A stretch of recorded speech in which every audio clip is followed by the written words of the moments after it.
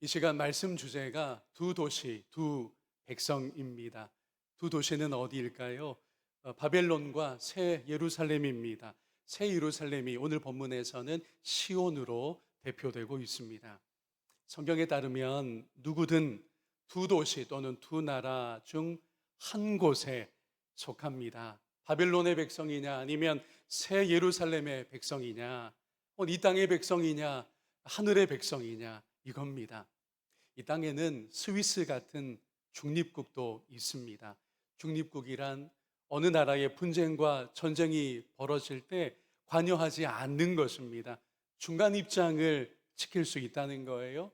하지만 요한이 본 영적 세계에서는 중립이 없습니다. 이중 국적도 없습니다. 짐승의 표를 받고 황제와 우상을 경배하는 자들은 음녀 바벨론의 백성입니다. 반면 짐승과 그 배후의 용이 핍박할 때 인내하며 오직 하나님과 어린 양을 경배하는 자들은 새 예루살렘의 시민이요 하나님의 백성인 것입니다. 요한계시록 14장에서 13절까지 우리가 살펴나갈 텐데요. 우리의 소속, 우리의 최후, 그래서 우리의 소망을 다시 발견하는 복된 아침이기를 소망합니다. 미리 스케치를 해보면요, 오늘 본문은 반전의 이야기, 역전의 스토리입니다. 우리는 14장 1절에서 놀라운 천상의 장면을 요한을 통해서 봅니다. 이렇게 되어 있지요. 또 내가 보니 보라, 어린 양이 시온산에 섰고 그와 함께 14만 4천이 서 있는데 그들의 이마에는 어린 양의 이름과 그 아버지의 이름을 쓴 것이 있더라. 아멘.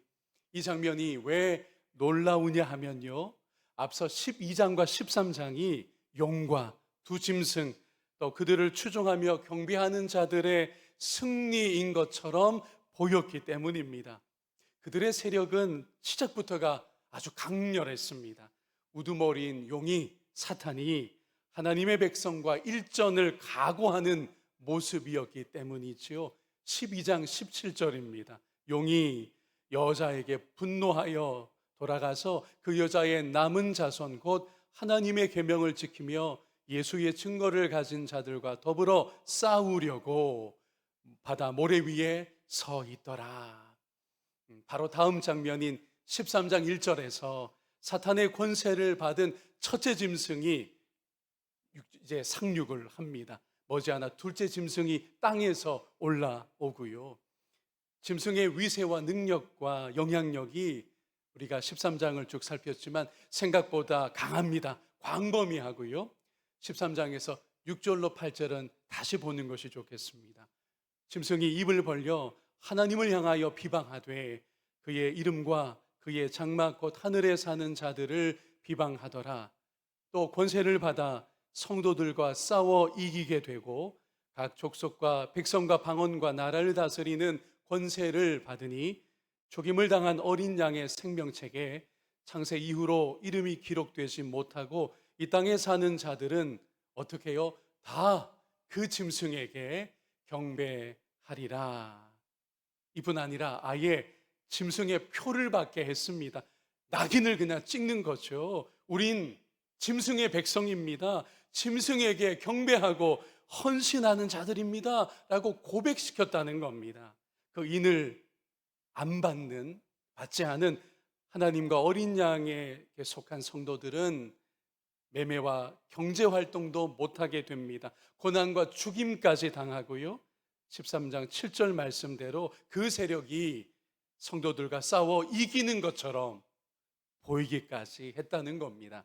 자, 그런데 14장의 환상이 열리면서 놀라운 반전이 나타납니다.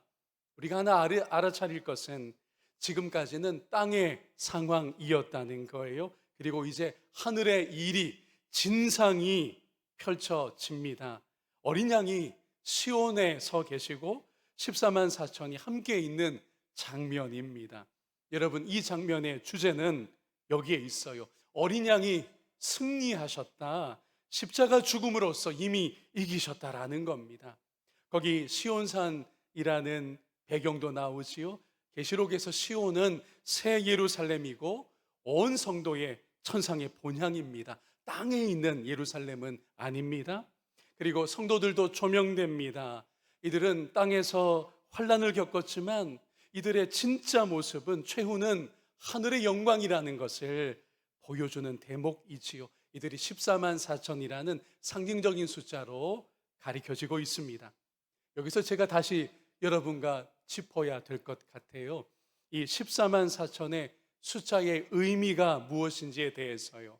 그것은 하나님 백성의 완전함입니다. 하나님 백성의 충만함입니다. 그래서 구약의 12지파에다가 신약 12사도를 곱한 거예요. 원래는 144입니다. 그러니 여러분, 짐승을 따르는 무리 666에 비하면 적은 무리입니다. 짐승의 세력이 이길 것 같고요. 그렇기 때문에 숫자 1000이 곱해진 겁니다. 14만 4천에 이런 원리가 있어요. 1000은 구약에서 인구 파악, 인구 조사를 할 때 기본 단위였는데 싸울 수 있는 군대의 단위였습니다. 그러니 14만 4천은 하나 둘 세워서 한 명, 두 명 해서 14만 4천이 아니라 중요한 상징적인 의미를 갖는데 영적 전투를 하는 하나님의 백성이라고 하는 의미가 거기 있는 겁니다. 요약하면 14만 4천은 이 땅에서 영적 전투를 해나가는 성도요 교회를 가리키는 것입니다. 하나 둘 14만 4천이 아니에요. 이런 중요한 영적 의미가 이 숫자로 상징되는 것입니다. 그러나 천상에서는, 저 하늘에서는 영적 전투를 할 필요가 있을까요? 없을까요? 없습니다. 왜냐하면 사탄은, 용은 하늘 전쟁에서 패배하여 이미 땅으로 내쫓겼으니까요. 그래서 오늘 본문에 나오는 하늘의 14만 4천은 무엇이냐? 어린 양과 함께 서 있는 허다한 하늘의 무리입니다. 바로 7장에서 나왔던 그들이에요. 7장 9절과 10절을 다시 보겠습니다. 이 일 후에 내가 보니 각 나라와 족속과 백성과 방언에서 아무도 능히 셀 수 없는 큰 무리가 나와 흰 옷을 입고, 어린 양의 보혈로 씻겨졌기에 흰 옷을 입고 있는 거예요. 손에 종려가지를 들고 보좌 앞과 어린 양 앞에 서서, 오늘 본문의 이 14만 4천이 바로 이들이구나라는 게 연결되고 있죠. 같은 내용입니다. 큰 소리로 외쳐 이르되 새 노래를 부르고 있는 거예요. 구원하심이 보좌에 앉으신 우리 하나님과 어린 양에게 있도다 하니 아멘. 다시 말씀드리지만 14만 4천은, 그 실상은요, 하늘에 셀 수 없는 하나님 백성의 무리인 것입니다. 그 충만한 하나님의 백성인 것이죠. 그 무리는 항상 영원토록 하나님과 어린 양에게 찬양과 경배를 올립니다. 오늘 본문에서도 그렇습니다. 3절에 따르면 그들이 새 노래를 부르고 있습니다. 14만 4천, 즉 천상의 하나님 백성 외에는 그 영광송에 참여하지 못한다라고 말씀하고 있어요. 달리 말하면 짐승에게 경배하고 표받은 자들은 감히 알지도 부르지도 못할 천상의 노래인 것입니다. 이 찬양을 부르는 천상의 하나님 백성은 4절과 5절에 따르면 순결합니다. 어린 양의 인도함을 늘 받고 있습니다. 또 처음 익은 열매라고 일컬어지고요, 그 입에는 거짓이 없다라고 설명하고 있습니다. 이렇게 정리할 수 있을 것 같아요. 우선 이들은 순결합니다. 음녀 바벨론으로부터 자기를 지킨 남녀 성도들, 하나님의 백성이니까요. 그러나 여러분, 이 표현이 금욕주의나 독신주의를 암시하는 것은 아닙니다. 둘째, 이들은 어린 양의 인도하심을 따라갑니다. 신앙에 주시는 중요한 교훈이 있어요. 신앙이란 나의 비전, 나의 열심이 아닙니다. 처음부터 끝까지 어린 양 예수님의 비전을 따라가는 것이 신앙의 정도인 것입니다. 셋째, 이런 성도, 하나님 백성을 가리켜서 처음 익은 열매라고 부릅니다. 이것은 구약에서 하나님께 구별하여 바쳐진 봉헌물을 가리키는데, 하나님의 소유가 되어서 짐승과 그 추종자들로부터 구별되어 있습니다 라는 의미를 갖고 있어요. 그리고 입에는 거짓이 없습니다. 무엇과 아예 다르냐, 구별되느냐? 바로 사탄입니다. 짐승입니다. 사탄과 짐승은 거짓의 아비이죠. 모방하며 미혹하는 세력입니다. 하나님 백성은 어린 양을 따르며 거짓이 없는 자들이라는 게 너무도 분명한 것입니다. 자, 이제부터 우리가 6절 이하를 볼 텐데 새 천사가 등장합니다. 등장하여 무엇을 하느냐? 심판을 선언합니다. 첫째 천사는 용과 짐승을 경배하는 자들에게 심판의 때가 왔습니다 라고 외치고요, 둘째 천사는 이건 성도들에게, 이 땅의 교회들에게 복음인데 바벨론의 멸망을 예고합니다. 셋째 천사는 용과 짐승을 경배하는 자들, 사탄의 인을 맞은 자들이 불과 유황의 심판을 받을 거라고 구체적으로 선포합니다. 그러니 멋진 역전의 스토리인 것이죠. 첫째 천사가 전하는 선언을 우리 들어볼까요? 6절과 7절 말씀입니다.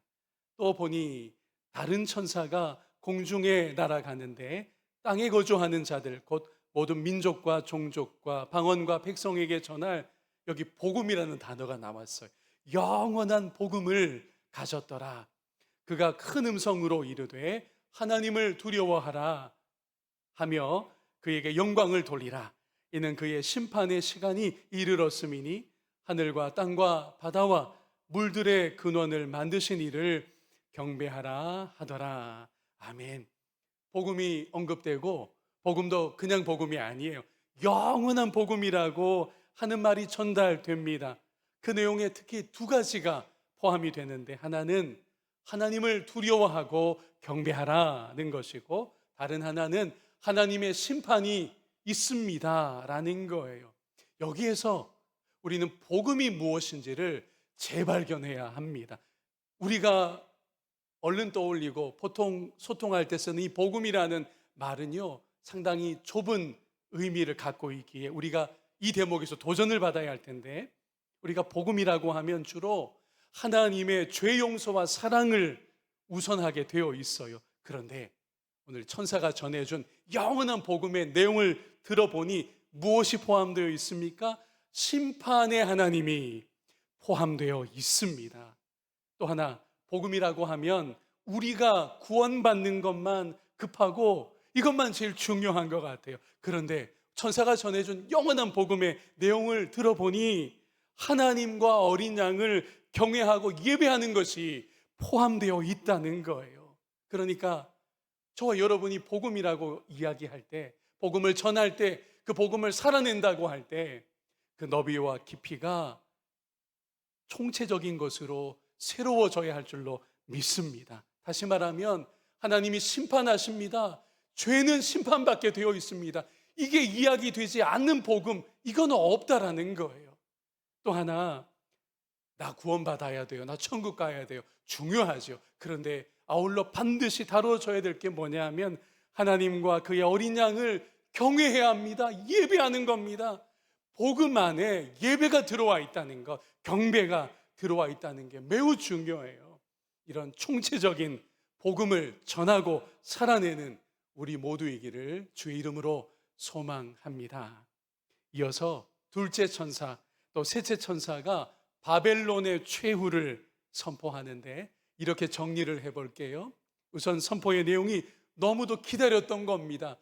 정말 구회말 역전승과 같은 이야기예요. 무너졌도다, 무너졌도다, 큰 성 바벨론이요. 계시록에서 처음으로 바벨론 멸망이 선포되는 장면입니다. 여러분, 바벨론은 큰 성이라고, 거대하다라고 수식어가 붙어 있어요. 온 땅 모든 민족을 장악하여 영향을 끼치는 세력이기에 거대하다, 큰 성이다라고 불리는 것입니다. 바벨론의 죄가 무엇이냐? 이거 중요해요. 만국을 우상숭배와, 여러분 옛적에 늘 이러했습니다. 우상숭배의 현장에 가보면 여성 사제들이 있어요. 거기 성적 교접이 종교의식 중에 한 부분이었습니다. 이게 구분되지 않아요. 바벨론의 죄는 만국을 우상숭배와 성적 타락에 빠뜨리는 것입니다. 그러니 무엇을 피할 수가 없을까요? 하나님의 진노의 잔을 피할 수가 없는 것입니다. 바벨론은 멸망할 수밖에 없는 것입니다. 이 내용을 8절에서 10절까지 우리가 묶어서 확인하면 좋겠습니다.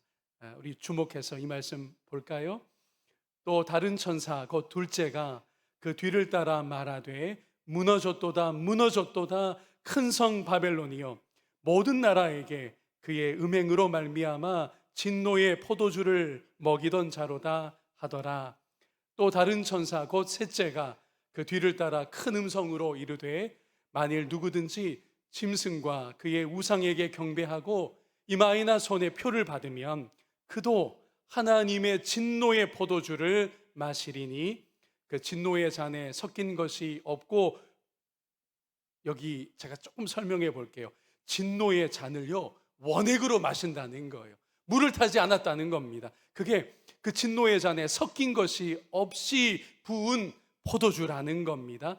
거룩한 천사들 앞과, 이게 이제 바벨론이 심판받는 장면인데 공개적으로 심판받는다는 거예요. 거룩한 천사들 앞과 어린 양 앞에서 불과 유황으로 고난을 받으리니 라고 그 최후를 우리에게 미리 보여주는 겁니다.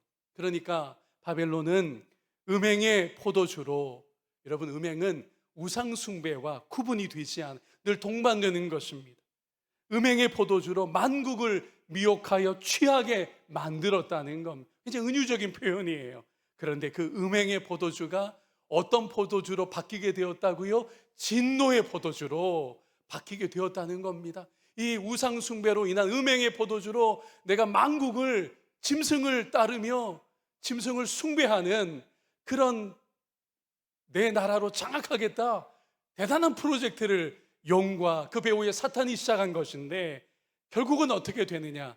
그들의 그 강력한 무기였던 만민으로 취하게 만들어버리는 그 포도주가, 그 음행의 포도주가 하나님의 진노의 잔이 되어서 부어지게 된다는 것이죠. 이 음행의 포도주에 취한 자들은 짐승과 우상에게 경배한 자들인데, 이들은 한때 온 세상을 우상 숭배로 물들였습니다. 성도와 교회를 이긴 것 같았고요. 그러나 앞에 보시는 것처럼 구회말 대역전이 이루어진 겁니다. 이미 하늘에서 패배했는데 바벨론이 무너졌다라는 이야기는요, 땅에서도 이 사탄 세력이, 용의 세력이, 그 하수인인 두 짐승이 패배하게 되었다는 거예요. 최후 승리는 누구에게 돌아갑니까? 어린 양과 어린 양을 따르는 성도들에게로 돌아간다라고는 너무도 장엄한 결말입니다. 이것이 계시록 14장 오늘 13절에 이런 위로와 은혜로도 주어져 있는데 우리 힘있게 함께 읽어볼까요? 또 내가 들으니 하늘에서 음성이 나서 이르되 기록하라. 지금 이후로 주 안에서 죽은 자들은 복이 있도다 하심에 성령이 이르시되 그러하다. 그들이 수고를 그치고 쉬리니 이는 그들이 행한 일이 따름이라 하시더라. 아멘. 인내하며 믿음을 지킨 성도들에게 바로 이 위로의 약속이 있어요. 이런 은혜가 예비되어 있는 겁니다. 짐승과 그 추종자들의 최후는 반대로 불과 유황의 고난입니다. 불못에 던져지게 될 거예요. 영원한 지옥의 고통을 면하지 못할 것입니다. 이 심판조차도 공개적인 것이 되어서 우리가 앞서 10절 말씀에 읽은 대로 하늘의 천사들과 어린 양 앞에서 불과 유황 구덩이에 던져질 것이다라고 말씀합니다. 우리가 너무도 확고한, 너무도 장엄한 두 백성의 상반된 최후가 있을 것임을 너무 인상적으로 보여주는 오늘 본문의 말씀인 것입니다. 우리에게, 믿음 지킨 성도들에게 참된 안식이 주어진다라고 약속하시고 있어요. 여러분, 안식과 쉼은 무엇 다음에 오는 것이냐 하면 저를 따라해 주실까요? 승리했기 때문에 쉼과 안식이 온다는 원리가 여기 담겨 있는 겁니다. 안식을 누리게 될 성도들을 가리켜서 또한 지금 이후로 주 안에서 죽은 자들이라고 해요. 이 대목도 조금 이게 무슨 뜻이지라고 할 수가 있습니다. 지금 이후로 주 안에서 죽은 자들, 그러면 이게 사도 요한 이후로 뭐 죽은 자들인가? 마지막 때 살아있는 자들은 어떻게 되는 것이 궁금해지잖아요. 이런 뜻입니다.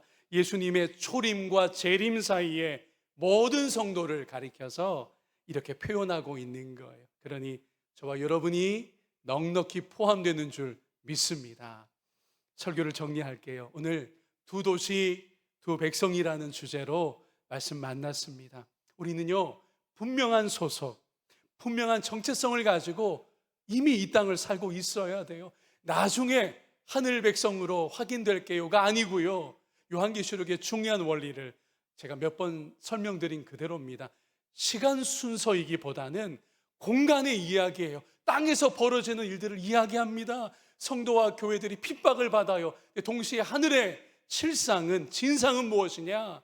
이미 승리했다는 거죠.